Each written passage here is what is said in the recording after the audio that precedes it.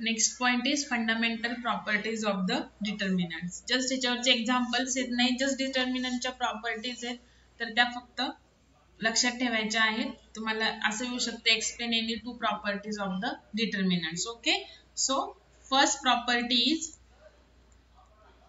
the value of a determinant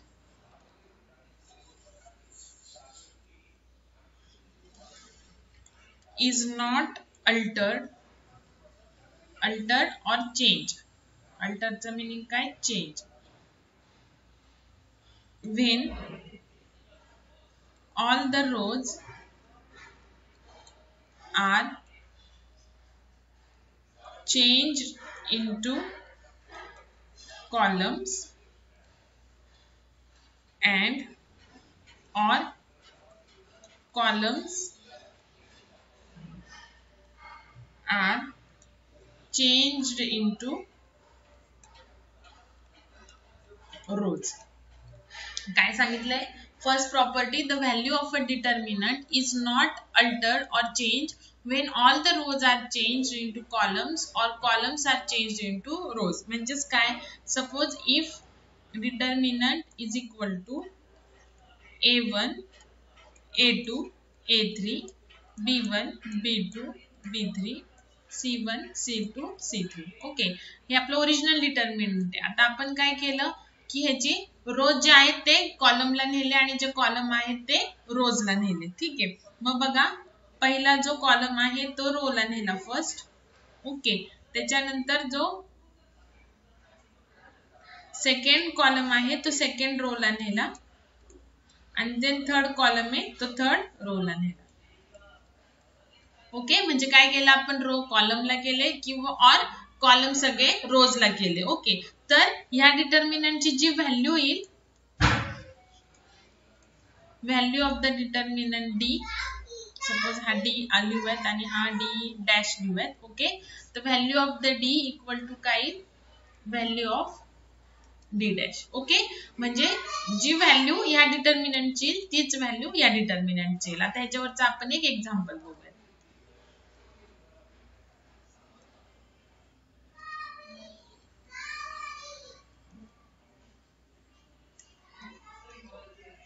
to by two ला पण ती प्रॉपर्टी फॉलो होणार आणि 3/3 ला सुद्धा होणार. Okay,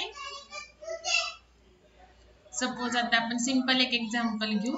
suppose determinant 1 2 3 1 1 2 1 2 4. ओके, हे डिटर्मिनंट आहे.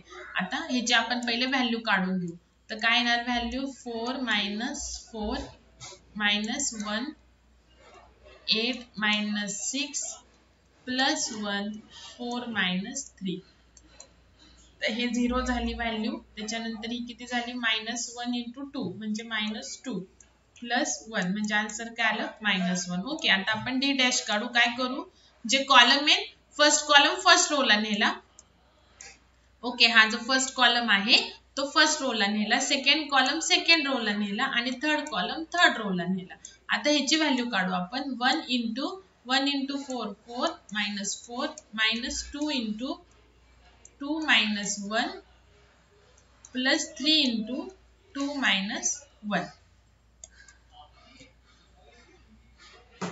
-2 इथे आलं 8 4 1 × 2 2 4 - 2 नंतर 2 - 1. ओके, तर हे 0 आली. त्याच्यानंतर इथं -2 2 आलं प्लस इथं किती आलं? 3 आलं. -4 + 3 म्हणजे काय आलं? -1. म्हणजे बघा जे कॉलम आहेत ते रोला नेले, जे रोज आहेत ते कॉलमला आले. म्हणजे फर्स्ट कॉलम फर्स्ट रोला न्यायचं, ऑल फर्स्ट रो फर्स्ट कॉलमला न्यायचं, सेकंड रो सेकंड कॉलमला न्यायचं और सेकंड कॉलम सेकंड रोला न्यायचा. असं जर आपण इंटरचेंज केलं तर दोन्ही पण डिटर्मिनंटच्या व्हॅल्यूज काय येणार? सेम येणार. This is our first property. Okay, now next property, second property. If any two rows or columns, any two rows or the columns of a determinant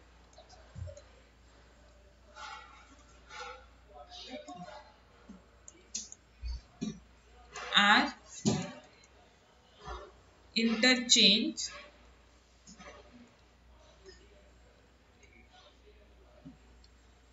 the value of a determinant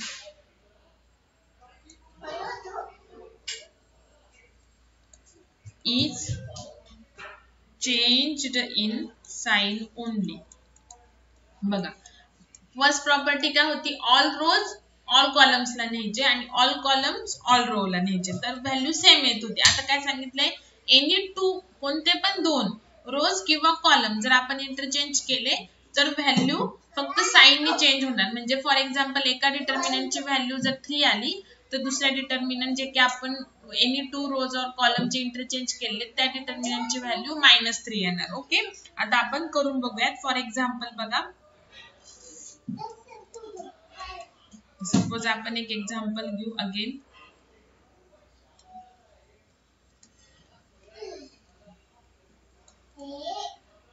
okay, आता पहिल्यांदा आपण हे जर solve करून घेऊयात. Original determinant 3 - 15 - 2 2 - 10 plus 4. Okay, तर हे झाले 0, इथं आलं -12, इथं आलं -8 into 10 -8 into -2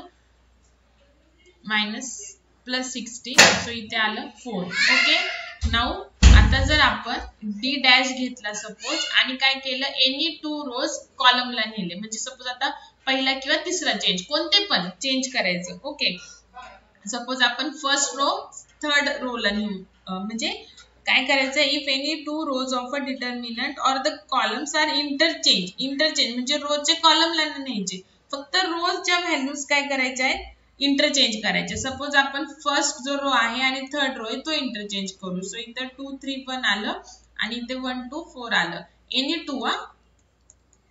तर आता काय व्हॅल्यू येईल बघा. किंवा आपण काय करू शकतो, हा आणि हा कॉलम पण इंटरचेंज करू शकतो किंवा हा आणि हा कॉलम इंटरचेंज करू शकतो. फक्त रो कॉलमला नाही न्यायचे किंवा कॉलम रोला नाही न्यायचे, फक्त रोलाच राहणार आहे. फक्त रो नंबर जो आहे तो चेंज होणार आहे एनी टू रोजचा. सेम कॉलमचे व्हॅल्यू या कॉलमलाच राहणार आहेत, फक्त कॉलमचे जे नंबर्स आहेत ते इंटरचेंज होणार आहे. ओके, सो इथे जर मी व्हॅल्यू काढली तर इथे किती आलं, 2 into 4 8 minus 5 plus 1 into 4 minus 3.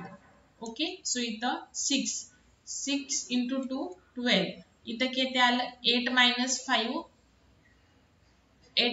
5 3. Okay, आणि 3 into -3 -9 प्लस इथे आलं 1, ते किती आलं बघा -12 minus 8, म्हणजे इथे आलं किती आलं, इथे 4, पण इथे -4 यायला पाहिजे होतं. आपण इथे चेक करूया. 1 2 4 2 3 1 2 3 5, 3 into 4 12 10, नंतर 3 8 5 1 2 into 2 4 4 minus 3. ओके, तर हे राईट आहे. आपण एकदा चेक करते, पण इथं त्यांनी प्रॉपर्टीज दिली की साइन मायनसनी फक्त चेंज होते, पण ऍक्च्युअली ते होत नाहीये.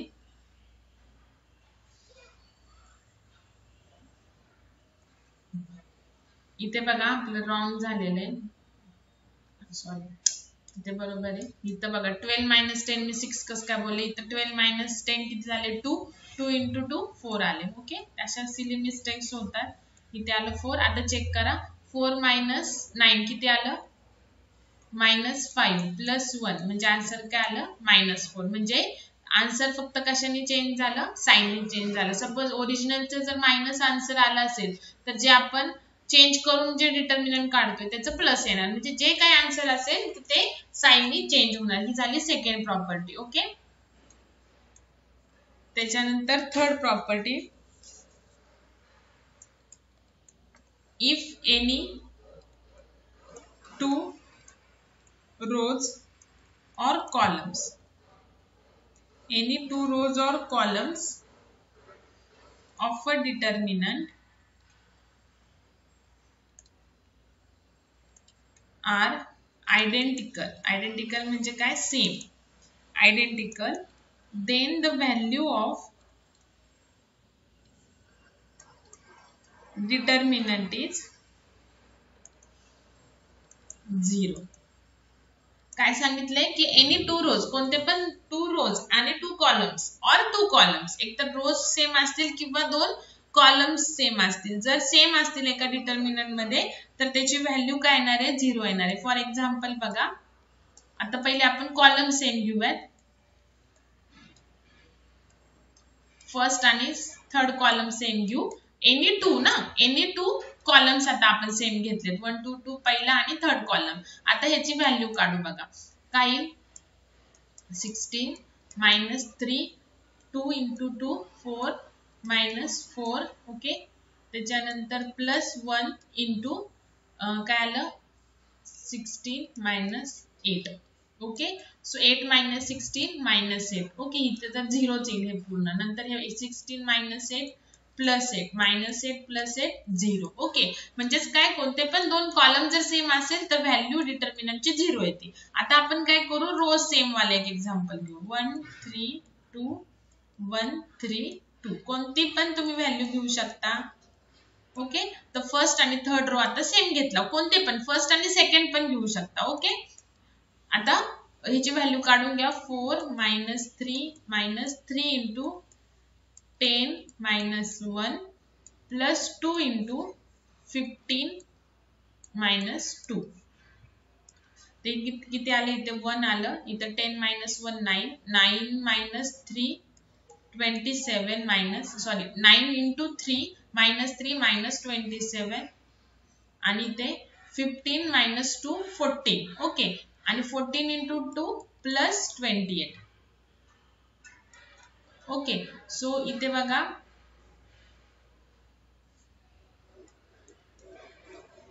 14 आहे 13 15 minus 2 13 into 2 26. Okay, so 1 plus 26 27 minus 27. Answer काय आलं 0. मीन्स काय, थर्ड प्रॉपर्टी आपली प्रूफ झाली की कोणते पण टू कॉलम सेम घेतले और रोज जर सेम घेतले तर त्या डिटर्मिनंटची व्हॅल्यू ऑलवेज काय होती, 0 होती. Okay,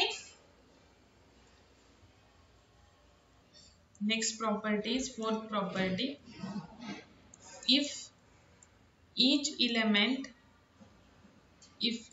element of any row or column, if each element of any row and column can be expressed as a sum or difference of two or more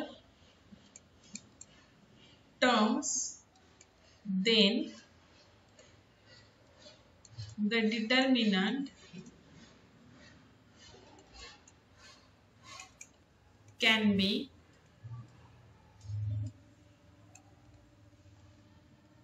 expressed as the sum or difference of two or more determinants. आता हे explain करायच्या आधी मी तुम्हाला for example सांगते, म्हणजे तुम्हाला statement लगेच कळेल.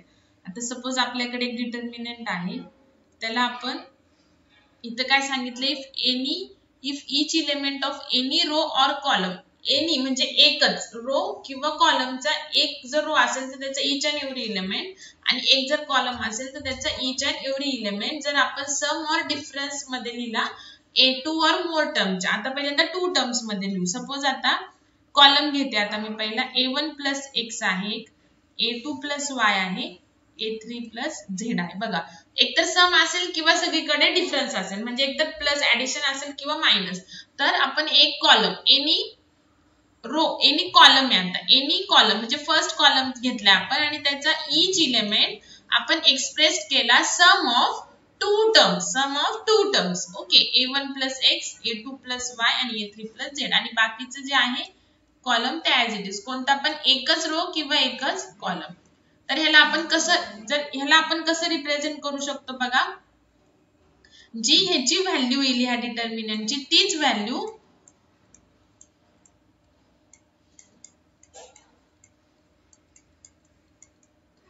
आता इथे प्लस आहे ना, इथे प्लस आहे ना, सो इथे प्लस आणि पहिला कॉलम आता A1 A2 A3 ऑलरेडी लिहून झालेलं आहे. आता पुढे काय करायचं XYZ आणि मग पुढचं B1 B2 B3 C1 C2 C3 असं. ओके, आता बघा आता एक कॉलम हाच ठेवूयात आपण, एकच कोणता पण ना, इथे मी P लिहिलं, इथे Q लिहिलं आणि इथे R लिहिलं. तर एक कॉलम फर्स्ट कॉलमचा इच इलेमेंट आपण 2 or more तर आपण 3 टर्म्स मध्ये जर केलेला आहे, सगळीकडे एकतर प्लस असणार आहे. ओके, आता इथे मी एकदा प्लस लिहिलं तर सगळीकडे प्लस असणार आहे, जर मायनस लिहिलं तर मायनस असणार. पण आता मी प्लस लिहिलंय तर ह्याच्या पुढेच काय येईल, मग ह्या डिटर्मिनंटची जी व्हॅल्यू येईल तीच ह्या सेपरेट जर डिटर्मिनंटच्या व्हॅल्यू काढल्या आणि त्यांची ऍडिशन केली तर ती व्हॅल्यू येणार. ओके, तर XYZ करून झाला. आता इथे PQR, मग B1 B2 B3 C1 C2 C3 बघा. मग ह्या 3 डिटर्मिनंटची जर मी सेपरेट व्हॅल्यू काढली, त्यांची ऍडिशन केली तर तीच व्हॅल्यू या होल डिटर्मिनंटची येणार. ओके, आता इथे जर प्लसच्या ऐवजी मायनस दिलं तर इथे काय येणार, फक्त मायनस येणार. ओके, आणि इथे प्लसच आहे सो इथे प्लसच येणार आहे आणि पुढचे सगळे मायनस आहे सो इथे मायनस येणार. ओके, तर हे झालं आपलं प्रॉपर्टी. आता आपण ह्याला विथ वन एक्झाम्पल एक्सप्लेन करू. ओके, हेच रोनी करायचं आणि सेम जसं सांगते तसंच रोनी करायचं. आता आपण फॉर एक्झाम्पल एक कॉलम घेऊयात. आता सपोज इथं मी केलं 3 + 2 5 + 3 आणि 6 + 1. ठीक आहे, काही पण घेऊ शकता. तिथे XYZ जर केलं तर आपल्याला प्रॉपर व्हॅल्यू मिळणार नाही, सो आपण फक्त एक्सप्रेस करूयात तिथे.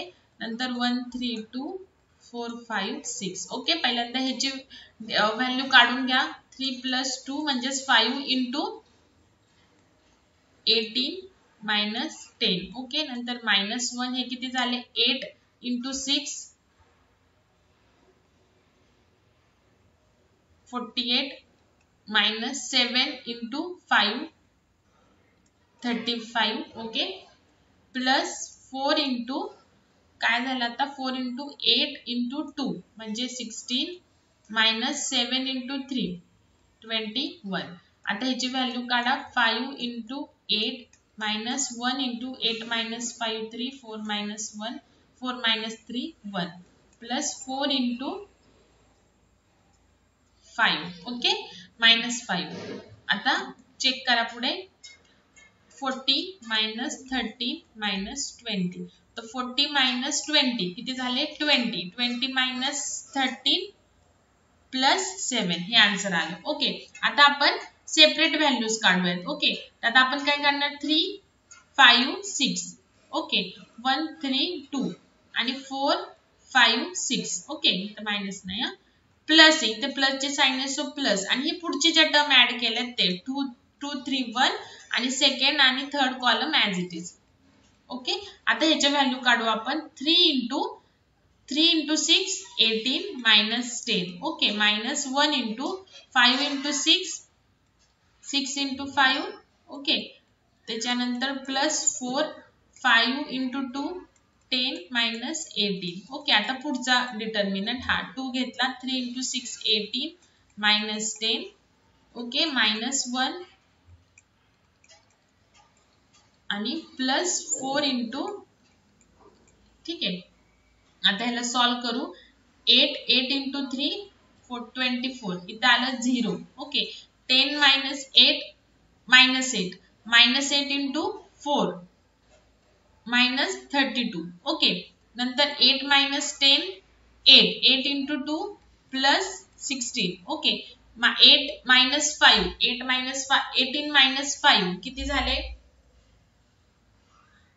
13 13 × -1 -13. ओके, आणि 6 - 3 3 3 × 4 +12 झालं. ओके, आता इथे बघा 24. ओके, 24 प्लस प्लसचे करून घेऊ आपण. 24 + 16 किती झाले, हे 40. ओके, आणि 40 + 12 40 + 12 50 2 आता मायनस मायनस करू -32 -13 किती झाले 5 आणि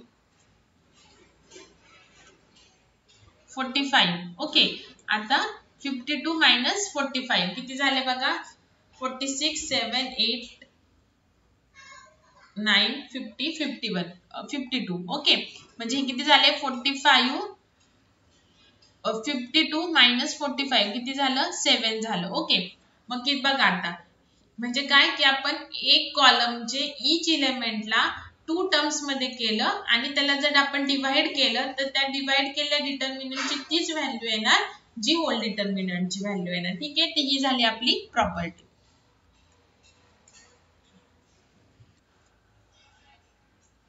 त्याच्यानंतर नेक्स्ट आहे last property if all the elements of any one row or column are zeros then the value of determinant is 0 बघा एक कोणता पण रो किंवा कोणता पण कॉलम मधले ऑल एलिमेंट्स जर 0 असतील तर त्या डिटर्मिनंटची व्हॅल्यू 0 येते फॉर एक्झाम्पल फर्स्ट कॉलम मधले ऑल एलिमेंटची व्हॅल्यू जर 0 असेल तर रिमेनिंग तर नॉन झिरोच पाहिजे ओके पण कोणता पण यात एक कॉलम आपण कन्सिडर केला ज्याची ऑल एलिमेंट 0 आहेत आणि जर ह्याची मी डिटर्मिनंटची व्हॅल्यू काढली तर हा 0 घेऊन काढायची गरज नाहीये तरी पण बिकॉज ते सगळं 0च येणार आहे नंतर 0 ने मल्टिप्लाय केल्यावरती ओके +1 हे पण 0च येणार आहे बघा ओके त्याच्यानंतर -4 0 × 3 0 × 0 × -2 इथे 0 म्हणजे ही व्हॅल्यू 0 ही पण 0 आणि ही पण 0 म्हणजे व्हॅल्यू काय आली 0 आली सेम जर आपण रो कन्सिडर केला कोणता पण एक रो सपोज सेकंड रो आणि त्याच्यामध्ये जर व्हॅल्यू ऑल झिरोज आहेत तर बघा 0 × 7 0 आणि 6 × 0 0 ओके -2 × 0 × 7 0 5 × 0 0 ओके +3 0 × 6 0 आणि 0 × 5 0 म्हणजे आन्सर काय आलं ह्याचं 0 आलं ओके तर ह्या झाल्या आपल्या प्रॉपर्टीज आता जसं तुमचा डाऊट होता की हे प्रॉब्लेम तुम्हाला सॉल्व्ह करून द्या ते सॉल्व्ह करून देते आणि हे इम्पॉर्टंट प्रॉब्लेम आहे बघा ओके किंवा एक्झामला तुम्हाला असं नाही बघत की ते प्रॉब्लेम किती लेंदी आहे जस्ट तुमची एक्सरसाइज ओपन करतात बुक मधली हा हे एक्झाम्पलला टाकून देतात मी 4 मार्क्सला पण येऊ शकतं आणि फायनल पेपर मध्ये 6 मार्क्सला पण येऊ शकतं ओके कोणी लेंथ आन्सर काढून मग नंतर चेक करून क्वेश्चन कधीच कोण तुम्हाला एक्झाम मध्ये विचारत नाही जस्ट एक्सरसाइज ओपन करणार आणि त्यातलं कोणतं पण रॅन्डमली सिलेक्ट करून तुम्हाला क्वेश्चन देणार ओके तर आपण बघा आता ह्याला सॉल्व्ह करूयात व्यवस्थित लक्ष द्या पहिले घेणार x + 3 आता 2 टर्म्स आहेत सो ब्रॅकेट टाकायला विसरू नका म्हणजे चुकत नाही ओके नंतर आता मल्टिप्लिकेशन आपण ह्या टर्मचं आणि ह्या टर्मचं करणार सो आधी बाहेर स्क्वेअर ब्रॅकेट काढा बिकॉज ज्या टर्मचं मल्टिप्लिकेशन करतोय त्या टर्म मध्ये पण मल्टिपल व्हॅल्यूज आहेत ओके मल्टिपल टर्म्स आहेत परत इनसाइड ओके त्याच्यानंतर मायनस ही टर्म आणि ही टर्म 8x - 7x - 4 ओके हे झालं त्याच्यानंतर मायनस आता ही term okay 2x + 1 square bracket आता ही मल्टिप्लिकेशन आणि ह्या टर्मचं मल्टिप्लिकेशन 3x - 5 × 14x - 1 ओके त्याच्यानंतर मायनस आता ह्या टर्मचं मल्टिप्लिकेशन आणि ह्या टर्मचं so 2x × x - 4 okay plus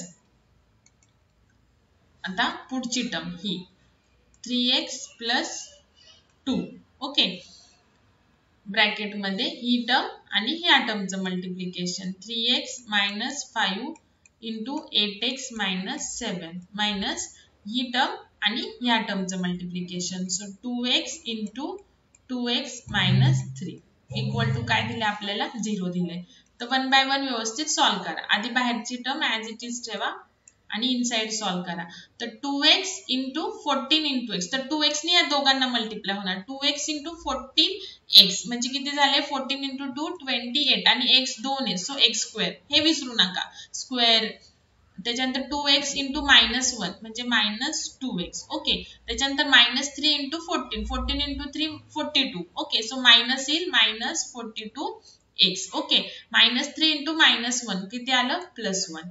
okay, आता इथे बघा हे मायनस साईन सध्या राहू द्या. आता मी पहिल्यांदा तुम्हाला आतल्या टर्मचे मल्टिप्लिकेशनचं साईन सांगणार आणि मग त्याच्या अपोजिट साईन मायनस मुळे आपल्याला द्यायचंय. So 8x into x 8x² आणि -8x² येणार आणि इथे 3 आलं. Okay, +3 -3 into -1 +3. नंतर 8x इंटू -4 किती आलं -32. किती आलं -32x आलं आणि मायनस मायनस काय होणार प्लस होणार.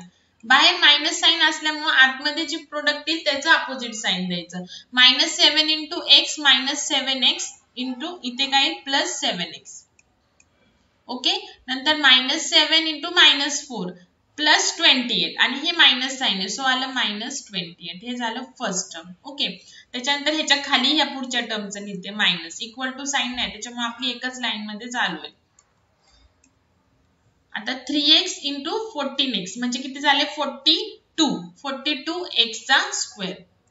ओके, त्याच्यानंतर 3x इंटू -1 -3x. ओके, त्याच्यानंतर -5 इंटू 14x म्हणजे 14 इंटू 5 किती झाले 70. ओके, सो 14 इंटू 5 किती झाले 70 सो आलं -70x. ओके, नाव -5 झाले. आता -5 इंटू -1 +5. ओके, त्याच्यानंतर 2x इंटू x 2x² आणि मायनस साईन असल्यामुळे -2x². ओके, त्याच्यानंतर 2x इंटू -4 किती झाले -8x आणि -8x आणि ही मायनस साईन सो आले +8x. ओके, आता ही पुढच्या टर्म सॉल्व्ह करायची प्लस. ओके, ही एक स्टेप झाली. ओके, आता पुढची 3x + 2 ब्रॅकेट मध्ये 3x इंटू 8x म्हणजे 24x². नंतर 3x -7 किती झाले -21x. नंतर -5 8x म्हणजे -40x. x लिहायला विसरायचं नाही. -5 इंटू -5 +35. ओके, आता पुढे इथे बघा 2x इंटू 2x 4x² आणि मायनसचं sine so -4x². 2x into -3 -6x -6x आणि हे मायनसचं साईन म्हणजे आलं +6x आणि इक्वल टू 0. ओके, ते पॉज करून व्यवस्थित राईट डाऊन करा. आता पुढची स्टेप मी इथे लिहिते. ही झाली आपली सेकंड स्टेप.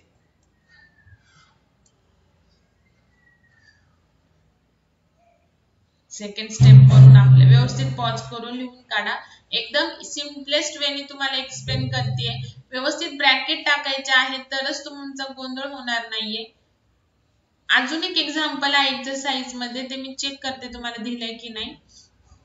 ऑल एक्झाम्पल्स दिलेलेच आहेत पण चुकून एखादं राहू शकतं. ते पण असंच थोडंसं लेंथी आहे तर मी एकदा चेक करते. ते दिलं असेल तर वेल अँड गुड. ओके, नाही देते तुम्हाला. त्याच्यानंतर आता ह्याच्या पुढची स्टेप. आता पहिल्यांदा ह्या ब्रॅकेट्स आपण सॉल्व्ह करून घेऊयात. Okay,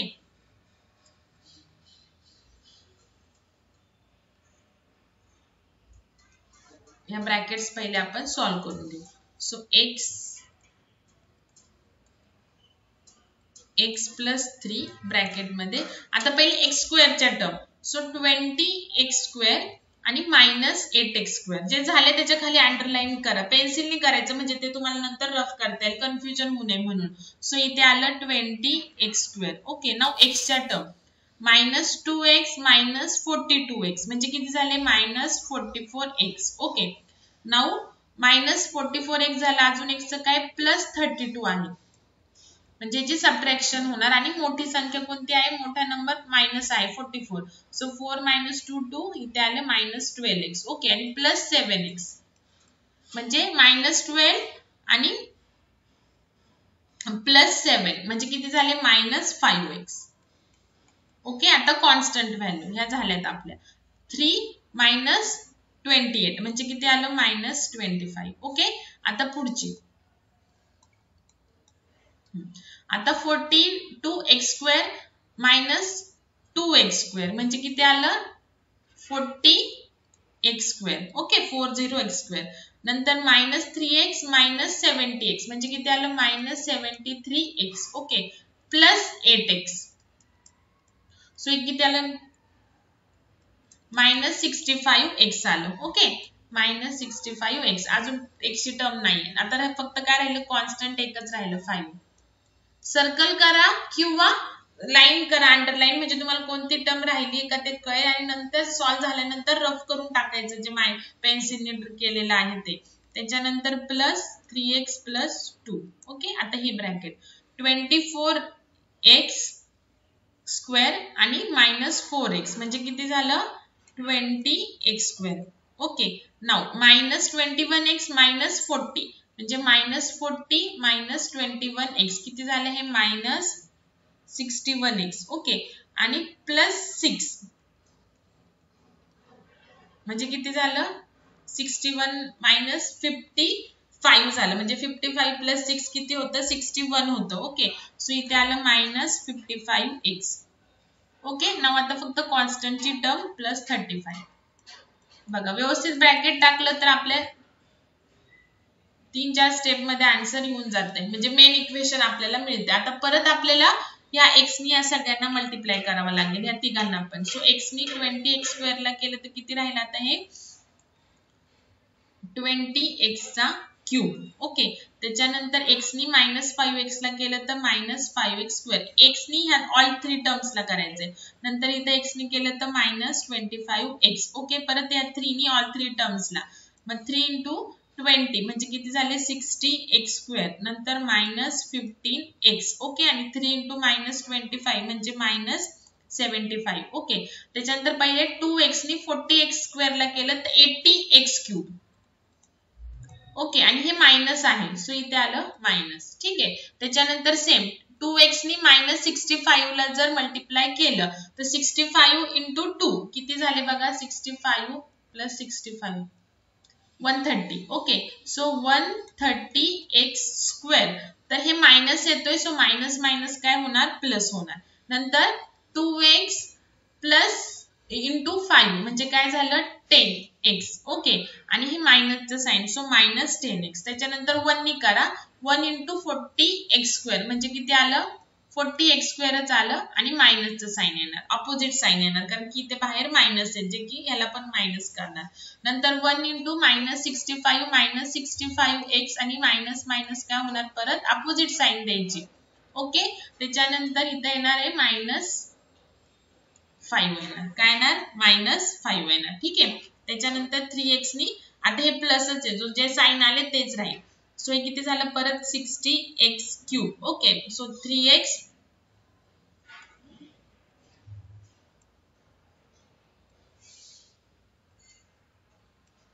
60x cube 3x into 55 3 into 55 so 55 into 3 किती झाले 165 so 165x स्क्वेअर हे झालं मायनस. ओके त्याच्यानंतर 3x into plus into 35 so 3 into 5 5 carry आला 1 105 झालं x. ओके आणि प्लस दोन्हीकडे प्लस प्लस आहे 3x पण प्लस आहे आणि 35 पण प्लस आहे. ओके त्याच्यानंतर पुढे 2 नी आता 2 into 20x स्क्वेअर म्हणजे काय झालं प्लस 40x स्क्वेअर. ओके त्याच्यानंतर 2 into मायनस 55x म्हणजे 55 into 2 किती झाले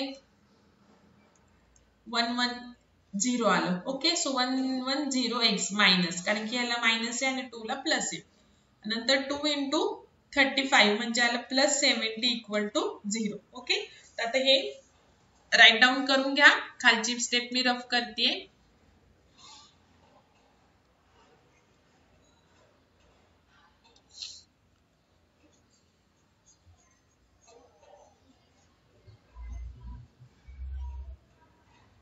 आता सगळे हायेस्ट बघा x क्यूब ची टर्म आहे तर पहिले x क्यूब नंतर x स्क्वेअर आणि नंतर x आणि नंतर कॉन्स्टंट. ओके तर तुम्ही काय करू शकता की तुम्हाला जर अवघड जात असेल तर पहिले x क्यूब च्या सगळ्या टर्म एकत्र करू शकता मग त्याच्यावरचे कॅल्क्युलेशन जर नसेल तर डायरेक्ट केलं तरी चालेल. ओके आता बघा पहिल्यांदा x क्यूब चा आपण बघूया 20x³ सॉरी 20x³ ओके. नंतर x³ ची टर्म कुठे इथे -80x³ म्हणजे 20x³ मायनस 80x³ किती झाले -60x³ ओके. त्याच्यानंतर पुढे +60x³ म्हणजे काय आलं 0 आलं म्हणजे x³ च्या टर्म 0 आले नाहीचे टर्म ओके. नाउ नेक्स्ट आता x² ची टर्म ओके. आता -5x² ज्या टर्म होतील त्याला अंडरलाइन करा +60 म्हणजे किती झाले +55x² ओके. त्याच्यानंतर 138x² म्हणजे किती झाले 185x² ओके. त्याच्यानंतर -40x² म्हणजे याच्यातून मायनस करायचा आता 145x² म्हणजे काय राहिलं 145x². त्याच्यानंतर पुढची -165 आहे बघा म्हणजे 145x² मायनस 165x² तर किती येणार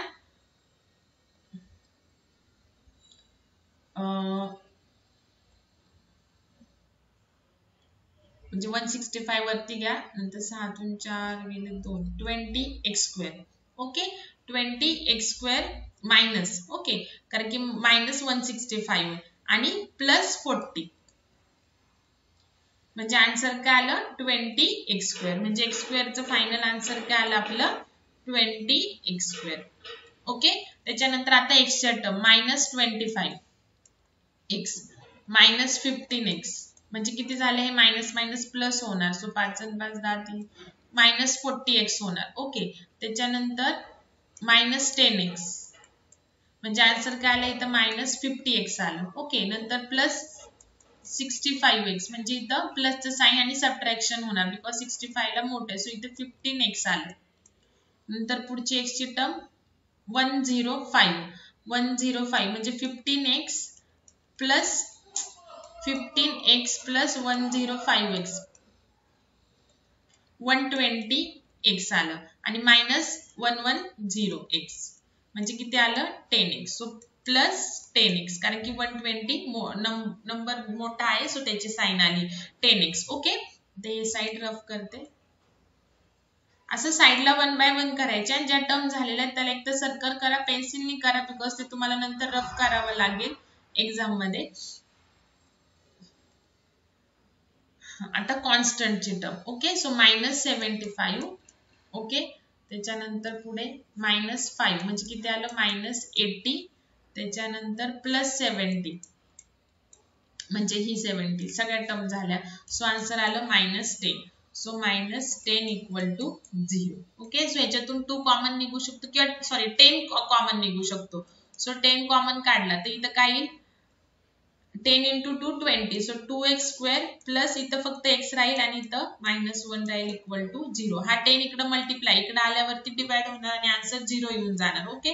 सो राहिलं फक्त काय 2x² plus x -1 equal to 0. आता x ला इथे x² टर्मला कोएफिशियंट आहे सो आपल्याला 2 into -1 म्हणजे आपल्याला असे दोन नंबर सर्च करायचे की ज्याचं मल्टिप्लिकेशन -2 आहे आणि ऍडिशन +1 आहे बिकॉज इथे मध्ये फक्त x आहे. सो काय करू शकतो आपण मल्टिप्लिकेशन -2 इथं कोएफिशियंट आहे ना कोएफिशियंट नसल्यावर फक्त आपण लास्ट टर्मचे मल्टिप्लिकेशन घेतो पण आता कोएफिशियंट जर असेल x² ला तर तो कोएफिशियंट आणि लास्ट टर्मचे मल्टिप्लिकेशन सो -2 मल्टिप्लिकेशन पाहिजे आणि +1 काय पाहिजे ऍडिशन पाहिजे सो 2 into -1 करू शकतो सो -2 आणि -2 +2 -1 काय येईल 1 येईल ओके. सो आपण काय करायचं हा जो मधला नंबर आहे जेव्हा x² ला कोएफिशियंट असेल तर डायरेक्ट आपण काढू नाही शकत आपल्याला ही जी मधली टर्म आहे ती आपल्याला डिवाइड करावी लागते. सो +x ला कसं लिहिणार +2x आणि -x आपण काय घेतलंय 2 आणि -1 सो x ला आपण 2x -1 मध्ये लिहिलं -1 इज इक्वल टू 0